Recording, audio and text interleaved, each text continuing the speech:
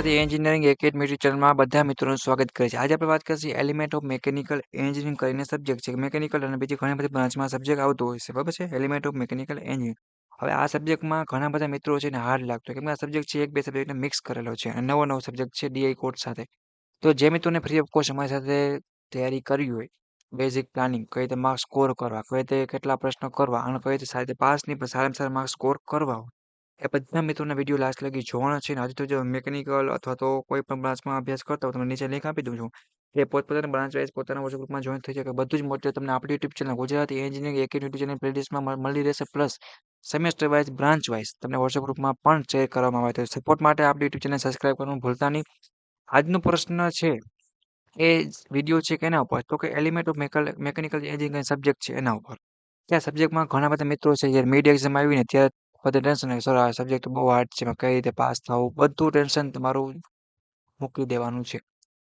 વિડીયોમાં તમને સમજાવીશ કે તમે કઈ રીતે જીટીયુએસએમમાં કેટલા પ્રશ્નો કરશો તો પાસ તો થઈ જ જશે, પણ તમે સારા માર્ક્સ સ્કોર કરશો, કઈ રીતે પેપર લખો જીટીયુનું, જેથી કરીને સારા માર્ક્સ મળે, કઈ રીતે ટેન્શન વગર તમારે પેપર આપવું, સંપૂર્ણ માહિતી તમને આપવાનો છે હું, બેઝિક ટિપ્સ ને બધું જ.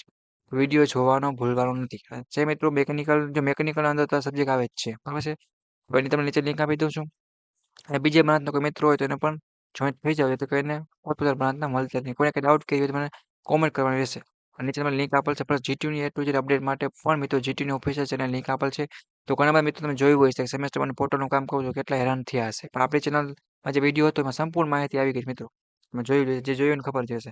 તો એવી રીતના માહિતી જોતી હોય તો જોઈન્ટ થઈ જાવ, તમે આપણા દોસ્તોને પણ એડ કરી શકો છો. સારામાં સારું મટીરિયલ છે. કોઈને કંઈ ડાઉટ કરી હોય તો મને પૂછી લેજો. હું રાઠોડ વિમલ તમને સંપૂર્ણ માહિતી આપીશ. તો આપણે આગળ વધીએ મિત્રો. બધો પ્રશ્ન તમે લખેલા જ છે કે Gujarat engineering academy YouTube channel તમે જાણતા હશો, સબ્જેક્ટ કોડ છે એ પણ તમને આપેલો છે મિત્રો. તેમાં કોઈ ટેન્શન લેવાની જરૂર નથી. સબ્જેક્ટ છે ઈએમઈ, બસ સેમ 1 ની વાત કરીએ, material by Rathod Vimal sir, most 25 IMP છે. જો મેં તમને પ્રશ્ન હું આપું છું, તમારે સ્ક્રીનશોટ પાડવો હોય તો તમે પાડી શકો છો. હવે પહેલો પ્રશ્ન છે એનટીપી અને એસટીપી સમજાવો અને વિસ્તૃત માહિતી આપો. રેડી?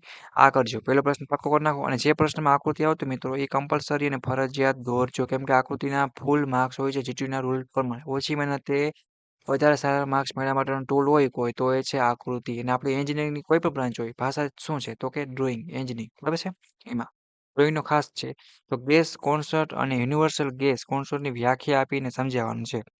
તો સેકન્ડ નંબરનો પ્રશ્ન તમે મિત્રો તૈયાર કરી નાખવાનો છે. બોયલ્સનો જે લો છે એ સમજાવો આકૃતિ સાથે, એ પણ પાકો કરી નાખો. વેપોર અને ગેસનો તફાવત આપવાનો છે, એ પણ કરી નાખો. અને તફાવત છે એ ખાસ પાકો કરજો. અને વેપર શું છે, ગેસ શું છે એ પણ શોર્ટમાં કરી નાખજો. હવે વ્યાખ્યા આપવાની છે પોતાના એકમ, એસઆઈ એકમ સાથે. દબાણ છે, જેમ કે ઉર્જા છે, બળ છે, ઉષ્મા છે, પ્રાઇમ મૂવરનું કાર્ય, બરાબર? જો આ ચાર, એના સિવાયની ઘણી બધી વ્યાખ્યા બેઝ તમે ભણી ગયા છો ફિઝિક્સમાં, એ બધું કોમન છે કે એક બે સબ્જેક્ટ માટે આપણી આવતી જ હોય છે. પાવરની વ્યાખ્યા છે, હવે છે એ બધું તો ખાસ કરી નાખો. પ્રાઇમ મૂવરનું કાર્ય લખો ને કોઈ પણ 2 ઉદાહરણ આપવાના છે. તો એ આ સબ્જેક્ટનો મેન છે, તો એ પણ ખાસ પાકો કરી નાખો. સાતમા નંબરનો પ્રશ્ન શું હોય કે 3 મૂળભૂત જે મૂળ ચીજ છે, જે ભૂલ છે વર્ડમાં, કે મૂળભૂત જે મેકેનિકલ ઘટક અને તેના ઉપયોગ લખવાના છે. મેકેનિકલ ઘટક અને તેના ઉપયોગ એટલે કે એપ્લિકેશન. જો ઇંગ્લિશ મીડિયમવાળા છે અને એટલી ટેન્શન લેવાની જરૂર નથી. મૂળભૂત મીન્સ કે એલિમેન્ટ થયા મેકેનિકલ, એલિમેન્ટ ઘટક એટલે હું એલિમેન્ટ, અને એપ્લિકેશન લખવાની છે, તો એ પણ સાથે કરતા જજો, બરાબર છે?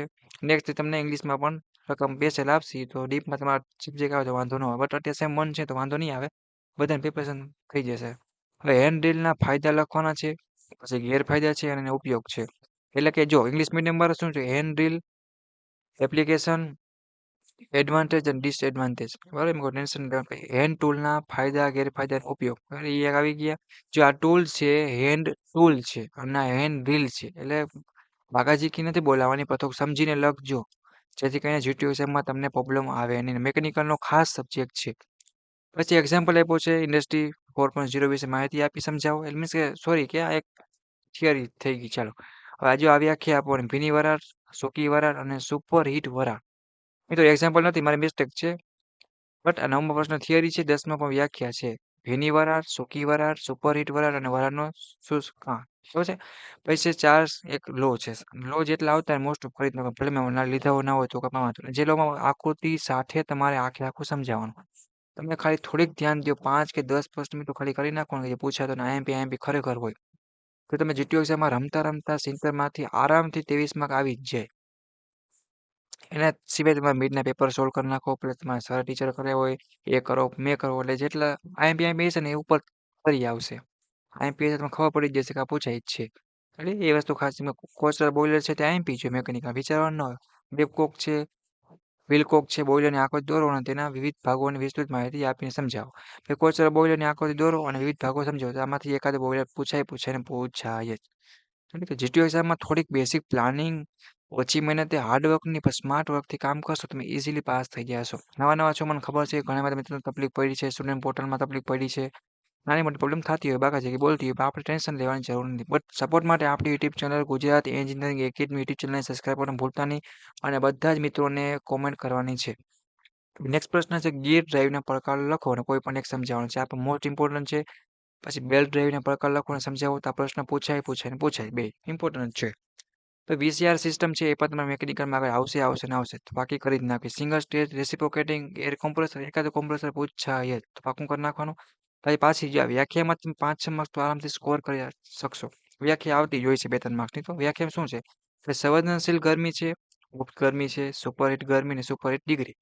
પછી આ વોટર ટ્યુબ બોઇલર અને ફાયર ટ્યુબ બોઇલરનો તફાવત, અને આ બોઇલર વિશે ખાસ જોઈ લેવાનું કારણ આકૃતિ કેવી છે, કયા પાર્ટ છે, શું વપરાય છે, કેવી રીતના કામ કરે છે વગેરે. બેસિક કરશો તો મજા આવી જશે. બાકી તો વિમલભાઈ બેઠા છે એટલે કોઈને કાંઈ ટેન્શન લેવાની જરૂર નથી. પછી મેકેનિકલ પાવર ટ્રાન્સમિશન છે એના પ્રકાર લખવાના છે, એ ખાસ પાકું કરી નાખજો. રેડી? આટલા પ્રશ્નો કર્યા હોય તમારો આખો ચેપ્ટર છે મિત્રો આખે કવર થઈ જ જાય. 19મી વ્યાખ્યા છે, શાફ્ટ છે, એક્સેલ છે અને સ્પિન. જો આનો તફાવત પણ ઘણીવાર આગળ પૂછાતો હોય છે. ખબર છે? ડિગ્રીમાં જે સ્ટડી કરતો ત્યારે પૂછાનો હતો, બીજા મેકેનિકલ વિષય છે મિત્રો એમાં પણ ડિપ્લોમા પણ પૂછાયેલો છે. અને વ્યાખ્યા અને તફાવત. નેક્સ્ટ પ્રશ્નની જો વાત કરીએ મિત્રો તો કયો છે? નેક્સ્ટ છે સ્વચ્છ આકૃતિ સાથે ઇન્ટરનલ એક્સપાન્ડિંગ શું છે, બ્રેકનું કાર્ય સિદ્ધાંત પ્રિન્સિપલ સમજાવવાનું છે. પછી રેફ્રિજરેટર અને એર કન્ડિશનિંગ તફાવત છે, તો રેફ્રિજરેટરની વ્યાખ્યા પણ મીન્સ ખબર હોવી જોઈએ રેફ્રિજરેશન છે શું, પછી એર કન્ડિશનિંગ તો છે શું. જો વ્યાખ્યા આવડતી હશે ને તો પણ તમે તફાવતના 2 કે 3 પોઈન્ટ છે મિત્રો તમે આરામથી લખી શકશો. રેડી? એટલે બધું પ્લાનિંગ કરજો. પછી આવશે ઓલ્ડ હાર્મ કપલિંગ, સ્વચ્છ આકૃતિ. એક કપલિંગ વાળું તમારે ખબર હોવી જોઈએ કપલિંગ ખરેખર છે શું. જો બધાય આપણા સબ્જેક્ટ છે ને એમાંથી એક ટોપિક છે ને ખાસ આમાં આવી જાય છે અને આગળ તમારે ડીપમાં પણ આવશે. તો કપલિંગ શું છે, કપલિંગની બેસિક આકૃતિ શું છે, બધું જોઈ લેવાનું. મટીરિયલ હેન્ડલિંગની જરૂરિયાત એટલે કે નીડ, ઇંગ્લિશ મીડિયમમાં એટલે ખબર તો હશે જ આઈડિયો. નીડ અને કોઈ પણ ત્રણ ઉદાહરણ સાથે તમારે સમજાવવાનું રહેશે. સિંગલ પ્લેટ ક્લચ, એકાદો ક્લચ તો પૂછાય જ. એટલે ક્લચની આકૃતિ અઘરી હોય છે પણ તમે એટલી થિયરી પર લખો, 2-4 પોઈન્ટ લખો, ક્લચ શું છે જ ખબર ના હોય તો પછી મિત્રો ગમે એવું પેપર નીકળે એ આપણો વાક કહેવાય. એટલે એ રીતે પ્લાનિંગ કરજો. પંપની વ્યાખ્યા પણ અને તેના ફાયદા. તો પંપ તો બધાને ખબર જ હશે. પાણી આપણે ઉપર નીચે ટાંકીમાં તમે ઘરે વોશરૂમમાં કે કોઈ પણ જગ્યાએ આપણે પીવાનું વોટર ટેન્ક કે બધી જગ્યાએ મોસ્ટ ઓફ વપરાતું જ હોય છે. તો પંપની વ્યાખ્યા શું છે, પંપ કઈ રીતે કામ કરે છે, કેટલા પ્રકારના બેઝિક તમને ખબર હોય ને મિત્રો, 25 પ્રશ્ન તમે કરી નાખો ને એટલે એલિમેન્ટ ઓફ મેકેનિકલ એન્જિન સબ્જેક્ટમાં તમારે લગભગ નહીં પણ 90% તમને ક્યાંય પ્રોબ્લેમ ન હોય. જો આ તમને પ્રશ્ન આવડતા ના હોય ને તો પછી આ પ્રશ્ન ના આવડતા તો તમે પાસ થઈ જ ન શકો. બરાબર? એટલે એ બધું પ્લાનિંગ કરજો. હવે તમને એ જણાવી દઉં જીટીયુ એક્ઝામમાં તમારે મિત્રો કઈ રીતે માર્ક્સ કપાય છે, બરાબર, કઈ રીતે તમારા માર્ક્સને બચાવવાના છે. આપણે કેમ ફ્રી ફાયરમાં બાકાચીકી બોલાવતા હોય ગેમમાં, કેન્ટીનમાં મસ્ત બેહીને એટલે મોજ મસ્તી આખું સેમેસ્ટર તમે જે પણ કર્યું હવે થોડીક ધ્યાન રાખવાની છે. પહેલો પોઈન્ટ એ મિત્રો કે તમારે આકૃતિ કમ્પલસરી દોરવાની. જો સારી રીતે ઓછી મહેનતે પાસ થવું હોય તો આ કંઈક છે વાપરજો. મારા 6 વર્ષનો એક્સપિરિયન્સ છે, પ્લસ મારા જે ભાઈઓ સ્ટડી કરતા એને પણ ખુદ મેં વિથ પ્રૂફ કરેલું છે કે આકૃતિ તમે 50% પેપરમાં હશે ને તો ઓછી મહેનતે સારામાં સારા માર્ક્સ તમારા ક્લાસમાં તમને જ આવશે. 100% તમને વિમલભાઈ લખીને દે છે. આકૃતિ દોરો બને એટલે જે પ્રશ્નમાં માગી છે એમાં તમે દોરશો તો અમુક પ્રશ્ન એવા હોય જો આમાં કે માગી છે તો એ દોરવી જ પડે. ઘણા મિત્રો એવા ખાલી થિયરી લખીને આવે તો પણ માર્ક્સ કપાય છે. બીટીનો રૂલ છે ફૂલ માર્ક્સ મળે છે જો સાચી આકૃતિ હોય ને, ફિગર ડાયાગ્રામ તમે સ્કેચ જે તમે વર્ડ યુઝ કરતા હોય. એક પોઈન્ટનું ખાસ ધ્યાન રાખો. બીજું એક તમારે જીટીયુની પેપર સ્ટાઇલ પ્રમાણે પેપર લખવાનું છે. એના પર વિડીયો આપણી યુટ્યુબ ચેનલ પર તો બનાવેલ જ છે, કઈ રીતે લખવું જોઈ લેજો. પ્લસ તમારા વોટ્સએપ ગ્રુપમાં સેન્ડ કરી દે, મેકેનિકલના હોય મેકેનિકલ બધીમાં મળી રહેશે. બધી ગ્રુપમાં બધી મદદમાં નાખી દઈશ. બીજું એક તમારે પોઈન્ટ વાઇઝ ચોખ્ખું જેટલું માગ્યું છે ને એટલું શરૂઆતમાં તમારે ખાસ ધ્યાન રાખવાનું. બાકાજી નહીં બોલાવવાની, ગપ્પા નહીં મારવાની મન પડે. રેડી? કોઈને દાંત આવે, જોક્સ લાગે એવું આપણે પેપર લખવાનું. જેટલું આવડે છે સાચું લખો. પછી હા ને કોઈ લખતું છે તો તમે લાસ્ટમાં લખજો. Impression, first impression is last impression. એ વસ્તુ ખાસ છે. ચોથું એ કે તમારે સિક્વન્સમાં પ્રશ્ન લખવાના છે. એવું નહીં કે પહેલા 5મો લખ્યો પછી ત્રીજો લખ્યો છો તો એવી રીતના બાકાજીકી બોલાવવાની નથી. પહેલા ક્વેશ્ચન નંબર 1 નથી આવડતો તો વાંધો નહીં, આપણે 2 લખશી, પછી 3 લખશી, ચોથો લખશી. હાલો 5માં નથી એ નહીં, બધું નથી આવડતું એવું નહીં કરતા, લખીને આવવાનું છે. આટલી વસ્તુને ખાસ તમારે ધ્યાન રાખવાની છે. આ 4 કે 5 પોઈન્ટ તમારે આખી જીટીયુ દરમિયાન ડિપ્લોમા, ડિગ્રી કે કોઈ પણ એક્ઝામ હોય મિત્રો બધી જગ્યાએ તમને કામ જ આવશે. રાઈટ? એટલે એ કોઈ તમારે ટેન્શન લેવાની જરૂર નથી. બટ જીટીયુ એક્ઝામમાં આટલી વસ્તુની બધા મિત્રોને ધ્યાન રાખવાની છે. પ્લસ મેં કીધેલા પ્રશ્ન છે એ પાકા કરી નાખો, જેથી કરીને એલિમેન્ટ ઓફ મિકેનિકલ એન્જિનિયરિંગ સબ્જેક્ટમાં તમને ક્યાંય પણ પ્રોબ્લેમ આવશે નહીં.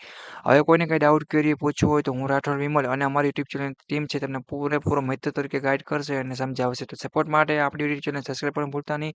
અને નીચે લિંક આપેલ છે એમાં ફટાફટ જોઈન થઈ જાઓ. તમને આખું ડિપ્લોમા દરમિયાન બધું મળતું રહેશે. ડિગ્રીમાં જશો તો પણ તમને મળતું રહેશે. બરાબર? અને બીજો કોઈ પ્રશ્ન હોય તો મને પૂછી લેજો. અને તમારા સેમેસ્ટર 1ના બધા દોસ્તો મોકલો, જેને EME એટલે કે element of mechanical engineering subject આવી રહ્યો છે. તો જૂના વિદ્યાર્થી હોય, કદાચ નવો DI કોડ ના આવ્યો તો એને પણ કામ આવશે. તમારા માટે સ્પેશિયલ નવો કોડ સાથે છે. તો મટીરિયલ બધું વાંચી શકો છો. વધારે સિલેબસ બદલ્યું હોય તો થોડુંક ચેન્જ થયું હોય, એટલે કોઈને જાજુ ટેન્શન લેવાની જરૂર નથી. તો વિડીયોને પૂરું કરું છું. નેક્સ્ટ મુલાકાત થશે મિત્રો આવા જ મિકેનિકલના જીટીયુ એક્ઝામના અને બીજા બ્રાન્ચના ઇમ્પોર્ટન્ટ વિડીયો સાથે. પણ સપોર્ટ કરવાનું ભૂલતા નહીં. રેડી? અને બેલ આઇકન પ્રેસ કરજો તો કોઈ પણ ઇન્ફોર્મેશન જીટીયુની આવે કે IMP હોય કે મિડને લગતું છે, કોઈ જોબ લગતું છે, તમારા ડિપ્લોમાનું રિઝલ્ટ કઈ રીતે એની પ્રોસેસ છે, બધું માહિતી તમને આપણી યુટ્યુબ ચેનલ પર મળી રહેવાની છે.